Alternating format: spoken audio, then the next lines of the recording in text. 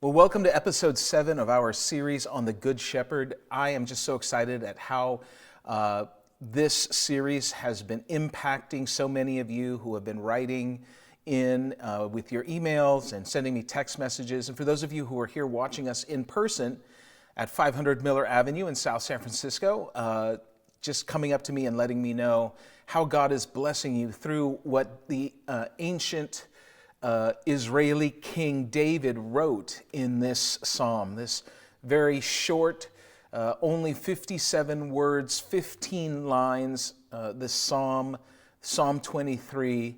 And we've been really excited about how we've just been able to really take a deep dive into what King David wrote and the context that he would have written it in. Because as we have been talking about, before King David became king, he was a shepherd. He was a shepherd even as a boy. And so when he writes about God being his good shepherd, he is talking about it from a very, very deep perspective, from a perspective of understanding who a shepherd is, what a shepherd does, and how a good shepherd treats his flock. And so we've been going through that. If you've missed any of the episodes in this series, episode 1 through 6 can be found online on our Facebook page or on our YouTube channel. If you want to find out more about that, you can go to our website at wearegracepoint.com. Click the link that says podcast, and there'll be links to all of our previous messages. You can get caught up on this series.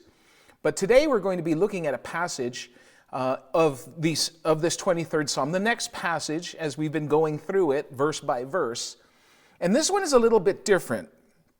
Because when I was growing up memorizing this passage has 3 components, and they each seem to be saying different things, like 3 unrelated things. And today what we're going to look at is looking at it from the perspective of a shepherd, how these 3 things that seem unrelated actually all fit together to communicate one thing.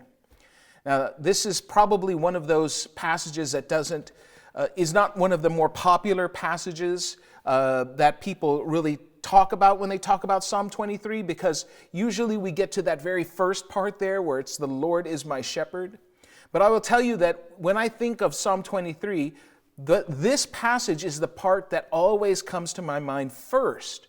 And I think the reason is because years ago I had a friend who was a partner in one of the big law firms in downtown Orlando.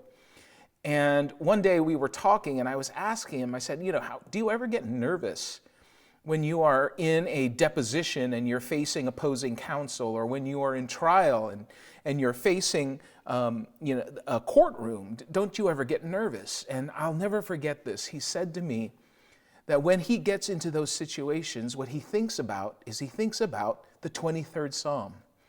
And this whole idea that Jesus prepares a table for him in the presence of his enemies. And I thought that was so cool, because everything that he does when he's meeting with his enemies, the opposing side, is at a table. And he just walks into that knowing that Jesus prepares a place for him on that table in the presence of his enemies. And so that's the passage that we're going to be looking at here. It's actually verse 5 of Psalm 23, and it says this. It says, "You prepare a table before me in the presence of my enemies. You anoint my head with oil, my cup overflows."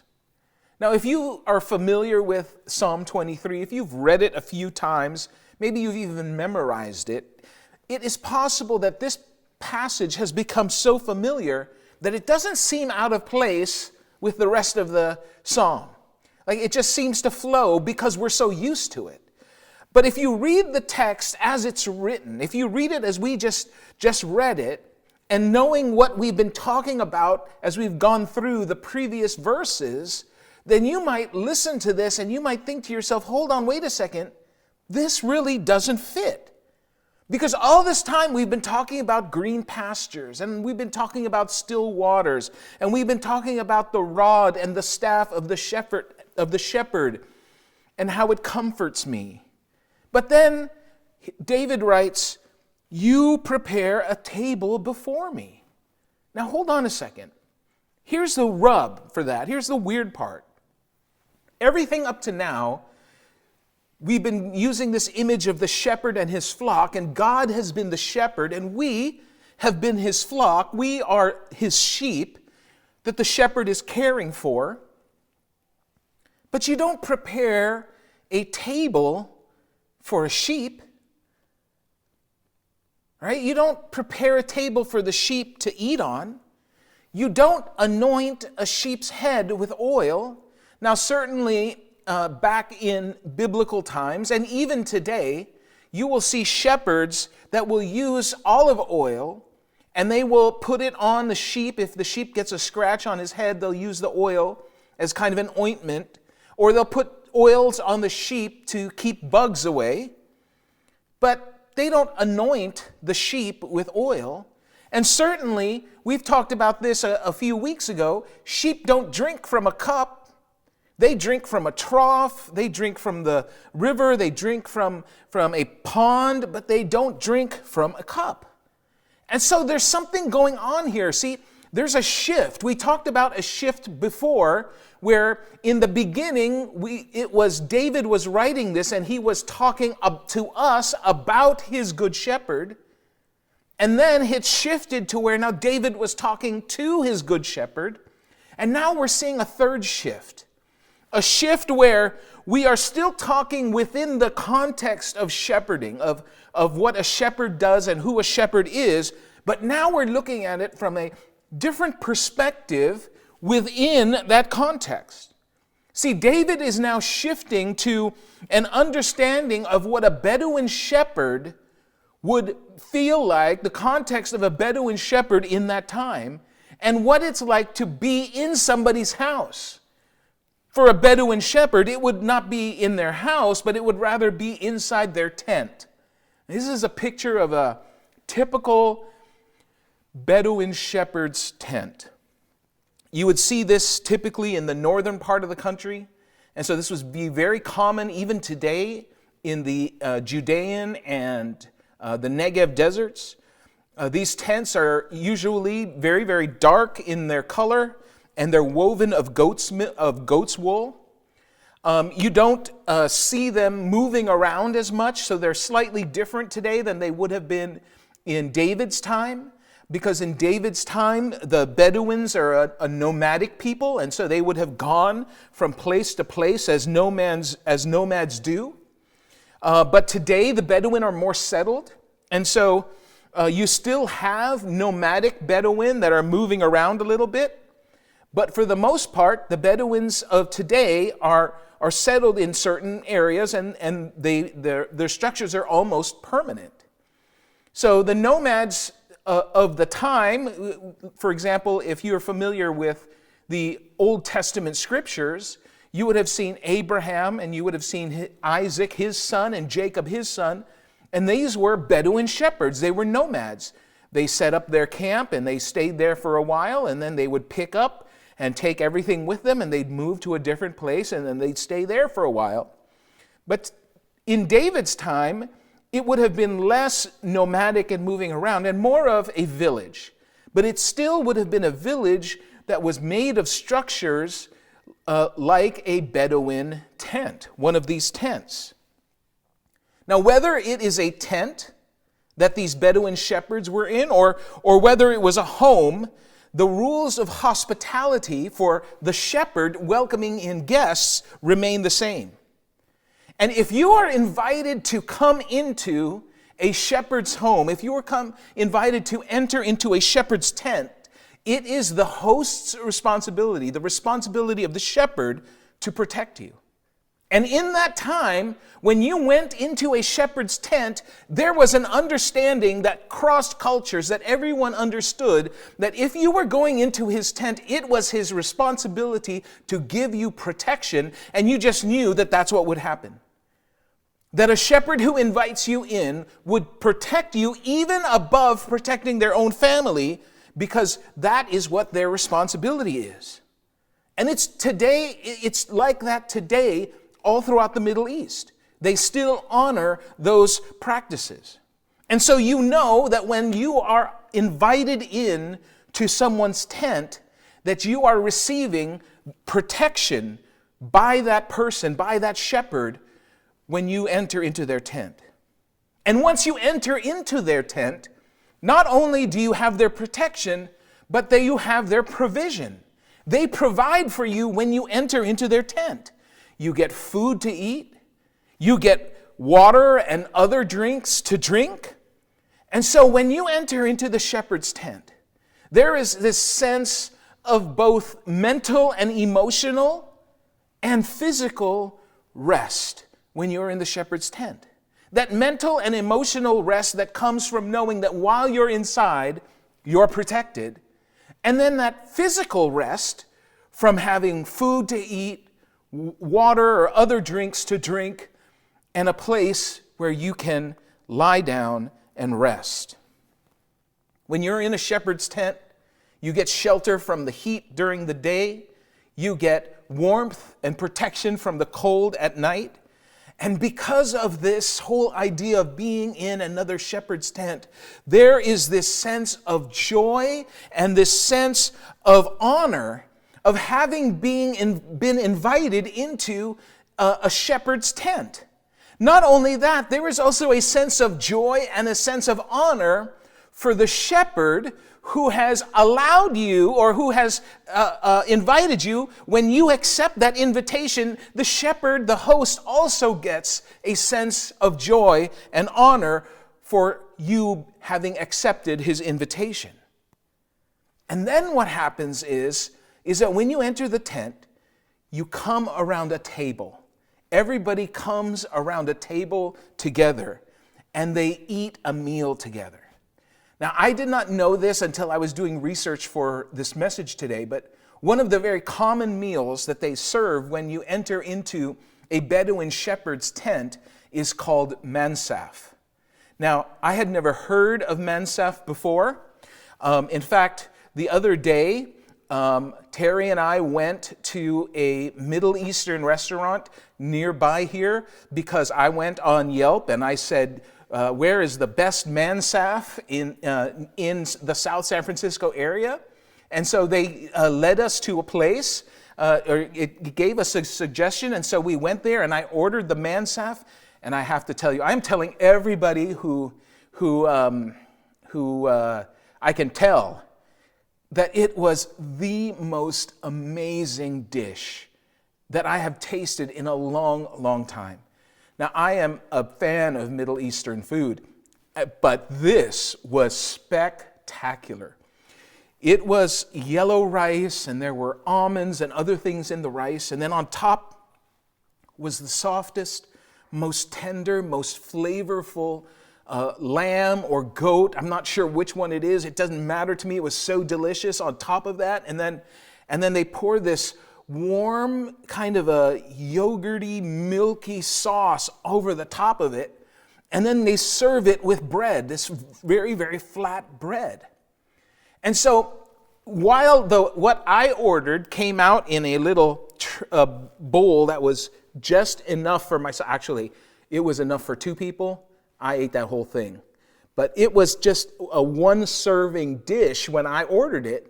When you are served it in that part, in the Middle East, along the Mediterranean, in that part of the world, when you are served Mansaf, it comes out in a huge bowl, a tray, a plate, a big communal bowl. And it is set out on the table. And when you get to that table, there are no utensils. Apparently, I used utensils when I ate my Mansaf. It was delicious. But, in fact, now that I think about it, I didn't really use utensils the entire time. But in the Middle East, in that part of the world, when they serve you Mansaf on the big tray, apparently what they do is they will pull because the lamb is not in individual pieces, it's in big, huge chunks. And so when you sit down, what you would do is you would pull some of the lamb off of the big chunks of lamb, and you would take the rice, some of the rice and some of that sauce, and you would form it into a ball in one hand. And then you would put the lamb in that ball, and then you would take that and put it in the bread, and that's how you would eat it.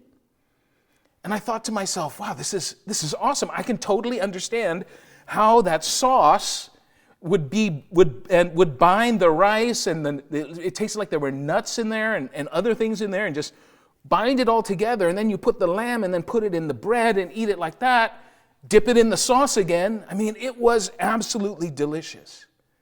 But here's the thing.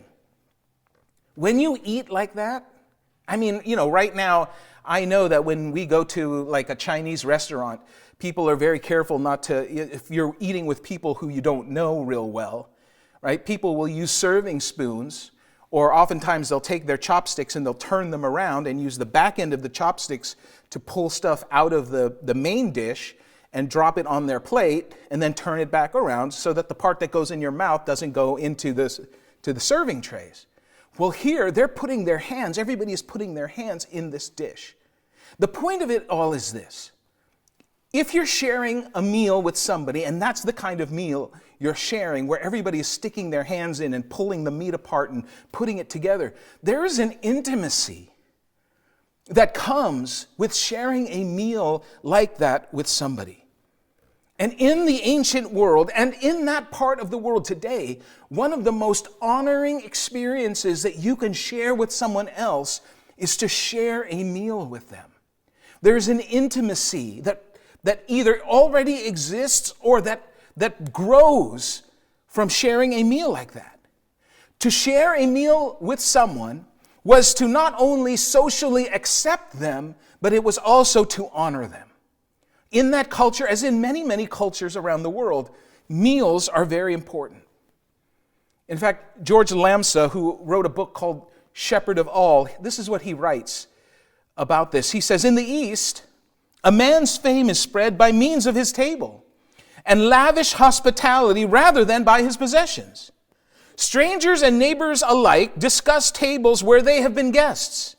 Such tales spread from one town to another and are handed down from one generation to another. There is considerable gossip as to how guests and strangers are entertained. So the meal is a big deal. A meal is how you honor someone. It's how you lavish honor on someone. It's how you express joy and try to give joy to people. You bring them around the table. And what David is saying about God, what he's saying about our good shepherd, is he's saying, you prepare a table before me. Now that word prepare that we translate to prepare is the Hebrew word arak. And arak means literally to arrange or to set in order. And David is saying, not only are you a good shepherd, but you are a good host. Not only are you a good shepherd, but when you take me into your tent, you are a generous host. Now what he says after this is interesting, because he says, yes, you prepare a table before me, but he says you do it in the presence of my enemies. So what's going on here? It's almost as if David was saying, I'm inside this tent, having this meal with God, and all around me, everybody on the outside is my enemy. Like enemies are all surrounded me, but I am inside this tent with God. Now, we don't know when David wrote this if he was talking about King Saul before David became king, who was trying to kill him when he was on the run from King Saul. We don't know if it's talking about the Philistines, which is the army that was trying to destroy the Israelites, where David went out with his staff sling and slayed the giant Goliath. We don't know if he's talking about the Moabites. The Moabites were a people who were constantly trying to destroy Israel. In fact, one of the things that I am told, because I have not yet had the privilege of going out to that part of the world, but one of the things that I'm told from people who've gone there is that they're surprised at how close everything is. I mean, look at this picture of the desert, right? It is taken from Jerusalem, but you can see that here on the front area is the outskirts of Jerusalem, and then right there next to it, like right behind it, is the Moab mountains where the Moabites were. And so you can imagine that David would have been sitting in his palace and looking out and seeing these mountains where his enemies were. And David says, you prepare this table before me in the presence of my enemies. You're preparing this table. You're setting it in order. And by preparing this table for me, I know that you accepted me. I know that you are honoring me. I know that you are providing me provisions, food, water, drink, rest. I know that you're providing me protection, that my enemies are all around me, but I know that I am safe here in your tent. See, David is saying, God, you are letting me know that you are with me. And this is how this passage connects with the rest of the psalm. Because when David talks about a table that is prepared in the presence of my enemies, it's like being in a deep, dark valley. Right? That same kind of a vibe of, I'm in this deep, dark valley. And David says, even though there's these things that are around me that I think they're trying to come after me, I know that I am safe because I am at your table.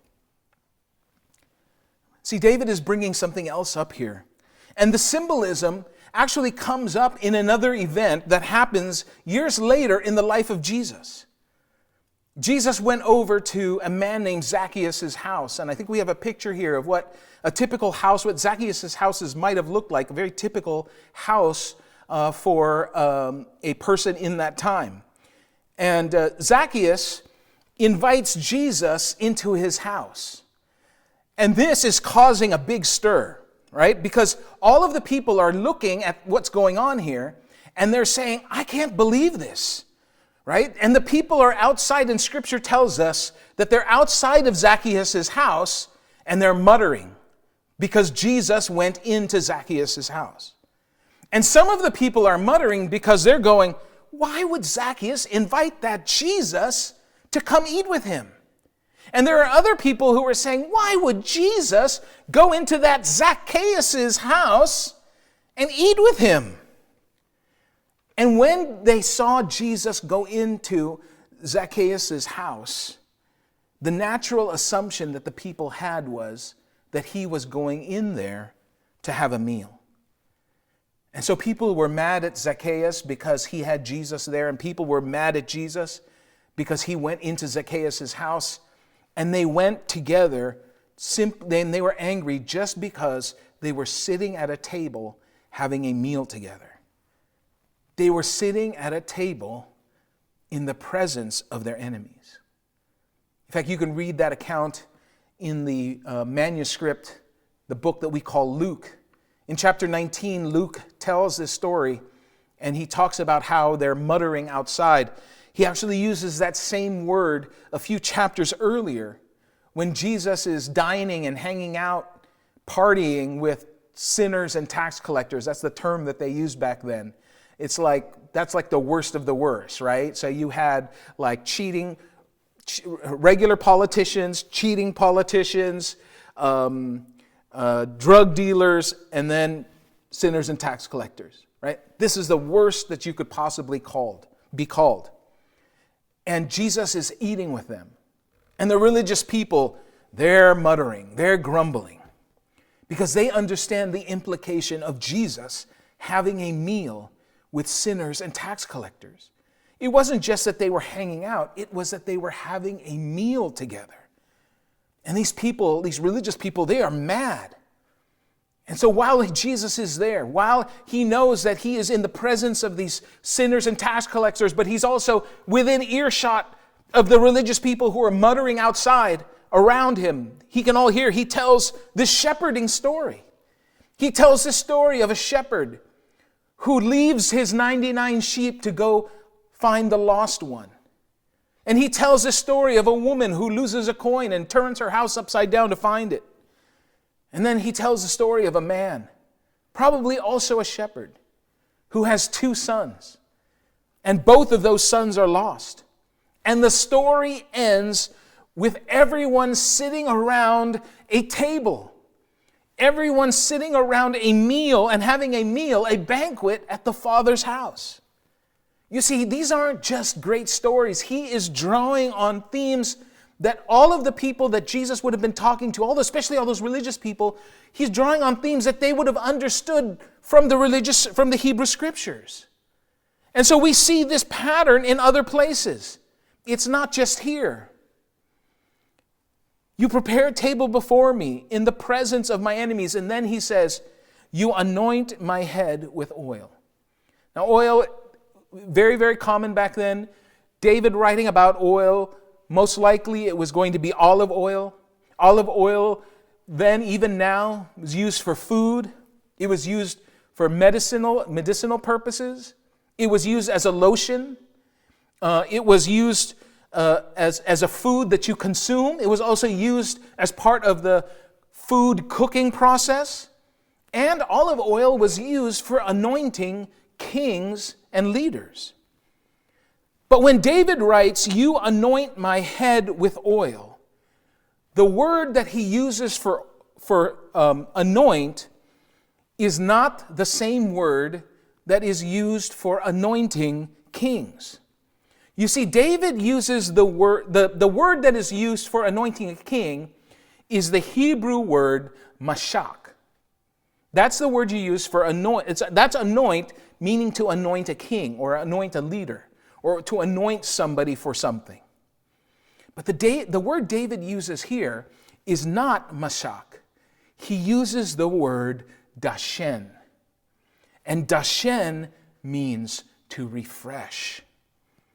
David is saying, you refresh my head with oil. You anoint, you refresh my head with oil. Because in that time, a generous host, a good host, when a guest came into his tent, would provide olive oil for his guests to place on your forehead and on your face. Because not only does the olive oil nourish your skin when you've been out in the sun and in the dry desert, that not only does it nourish your skin, but it brings life back, right? It brightens up your